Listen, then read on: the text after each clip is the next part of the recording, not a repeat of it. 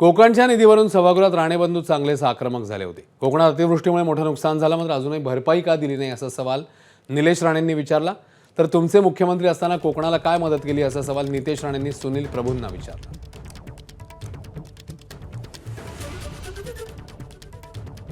कोकणाला NDRF मध्ये जिरायत शेती या परिस्थितीमध्ये जिरायत शेती या हेड खाली 8,777 रुपये मिळाले।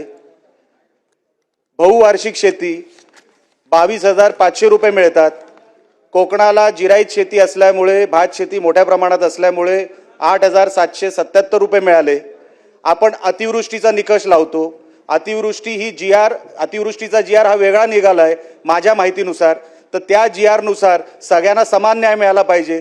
तो कोकणाला 8,777 का आणि बहुवार्षिक जो रेट आहे 22,500 कोकणावर अन्याय कशासाठी, तो दुरुस्त होणार का? आणि आम्हाला अतिवृष्टीचा जो GR आहे तो आमच्या कोकणाला लागू होणार का? हा प्रश्न नंबर 1। या सभागृहाचे सन्माननीय सदस्य निलेश राणे यांनी कोकणाबद्दलची माहिती विचारली। आमचं म्हणणं असं आहे की जे कोकणाची माहिती सन्माननीय मंत्री महोदय देत आहेत त्याच्या बाजूला आमचे 3 कोकणातले मंत्री बसलेत। मी त्यांचे चेहरे सारखे बघतोय। शेवटी कोणत्या पक्षाचे असल्यापेक्षा कोकणाला खरोखर न्याय मिळतो की नाही हा सगळ्यांचा आपल्या सगळ्यांच्या दृष्टीने प्रश्न आहे। अध्यक्ष महोदय एक मिनिट, आमचे सदस्य सुनील प्रभूजींनी उठून असं वक्तव्य केलं की ह्यांच्या बाजूला 3 कोकणातले मंत्री, त्यांचे चेहरे बघा काय लिहिले आमच्या चेहऱ्यावर अध्यक्ष महोदय। एक आणि ह्यांना आदरणीय सुनील प्रभूंना सांगेन, आमच्या सरकारने जेवढी मदत कोकणाला केली आहे ना, ह्यांचे मुख्यमंत्री असताना अर्धी पण मदत केली नाही।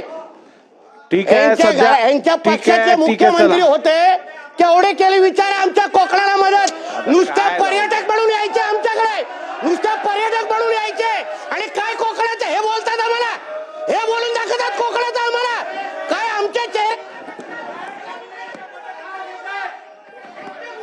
सन्मान्य मंत्री महोदय नितेश राणे जी, सन्मान्य सदस्य सुनील प्रभूजी, मंत्र्यांनी पण